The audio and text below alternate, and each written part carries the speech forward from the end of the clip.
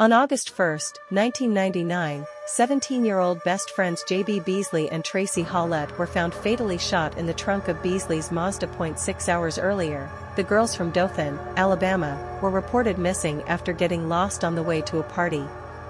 The car was found along a secluded stretch of road in the town of Ozark. They had been both shot in the head and brutally murdered, Special Agent Barry Tucker, Alabama Bureau of Investigation, told Sins of the South John C. White, the now-retired Dothan Police Department chief. Still can't shake the horrible image. Two young, beautiful girls, he said, stretched out like cordwood. With the victims still in the trunk to preserve evidence, the car was transferred to the morgue. Evidence showed that the girls had been shot at close range. A .9 mm shell casing was on Beasley's abdomen. A second shell casing wasn't found. Briar scratches and mud on the victims made it appear that they'd been in the woods, said Tucker. It appeared that the murder took place somewhere other than where the car was found. Investigators looked for a motive. It didn't appear to be a theft of any kind, said Tucker. It didn't appear at first glance to be anything sexual in nature. So what was it? The grim mystery had locals scared, according to Leanne Capps, news reporter for the Dothan Eagle.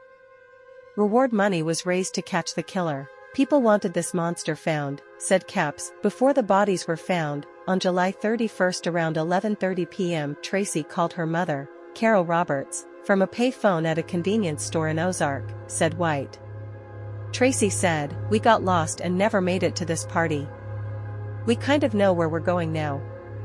I'll be home in just a little bit." Roberts went to bed and arose the next morning to find her daughter wasn't home. She then reached out to the Dothan PD. JB's car was found 23 miles away, in Ozark, about an hour later. The woods were searched before an officer popped the trunk on the car. Security camera footage at the gas station with the pay phone showed that the victims had pulled up at 11:20 p.m. "You can see two ladies that they were talking to," White said. "You can see one of the ladies pointing on how to get back to the major highway." One of those women, Marilyn Merritt, came to the police the next day after hearing news reports of the murders. Merritt and her daughter had gone to the store to get a drink when Beasley and Howlett came up to them. They seemed very concerned that they were running late and missed their curfew, Merritt said. They were lost, seeking directions to get back to Dothan. "I made sure that they understood how to get to Dothan." Police combed the area around the convenience store, but the search turned up no clues. The autopsy revealed that semen was found on Beasley's shirt and underwear. "I felt pretty confident that whoever did this did not have consent," said Tucker. When the evidence was entered into a DNA database, the results didn't return with a match. As investigators continued to work the case, the grieving victims' families laid their loved ones to rest.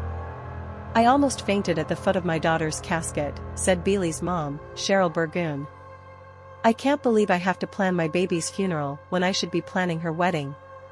A month after the murders, the case stalled. But then an Ozark resident claimed to police that he was at the scene of the crime when it happened, though he didn't do it.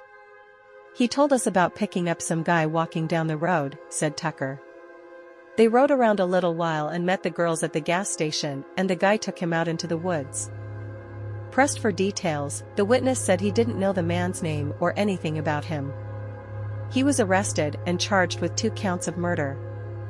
However, his DNA sample didn't match the evidence. It was determined that he'd made a false report and was cleared. He later said, "I made it up so I could get the reward money to my family," said White. Another tip leading to a man who lived in Michigan who'd allegedly confessed to the double murder ended up being another dead end. His DNA didn't match the evidence on Beasley's clothing. At this point, the case went cold and stayed that way for 2 decades. Then in 2019, investigators turned to familial DNA. The DNA laboratory ran the evidence found on Beasley through public genealogy databases from families whose members had previously submitted their DNA for ancestry research, according to Sins of the South. The lab then developed a list of Alabama families whose genetic material bears some resemblance to the foreign sample. A name on the list, Coley McCraney, 45, a long-haul truck driver and a preacher, rang a bell from high school for Ozark Police Chief Mosley Walker. Walker asked McCraney to come in to help with the case. He said, "You're not a suspect. But I need your DNA. We can branch out from there and get closer and closer to our suspect," said Tucker. McCraney, at the urging of his wife, gave a DNA sample. When the results came back, McCraney was a match for the semen on Beasley's clothes. McCraney was arrested for the double murder and for sexual assault. He denied knowing the victims or having sexual contact, according to Tucker.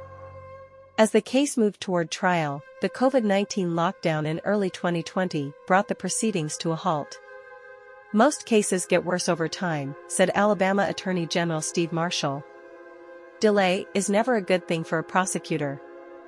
In April 2023, 24 years after Beasley and Hallett were killed, the trial began. Prosecutors argued that McCraney got into the victim's car after they left the gas station, pulled a gun on them, raped Beasley, and then killed both girls. "There's obviously missing pieces that we'll never know the answer to," said Marshall. A key witness for the prosecution ended up being the defendant's wife. Her testimony helped put McCraney at the crime scene when it occurred. 4 days into the trial, McCraney took the stand and made a shocking statement. He said that he'd met Beasley at a mall a month before the murder. He said he agreed to meet at that gas station that night to hang out with these two girls, said Tucker. He went on to say that he and Beasley had consensual sex. "It was disgusting. It was hell to listen to him," said Burgoon. McCraney was ultimately found guilty of the murder and rape of Beasley and the murder of Hallett. He was sentenced to life without the possibility of parole, the AP reported.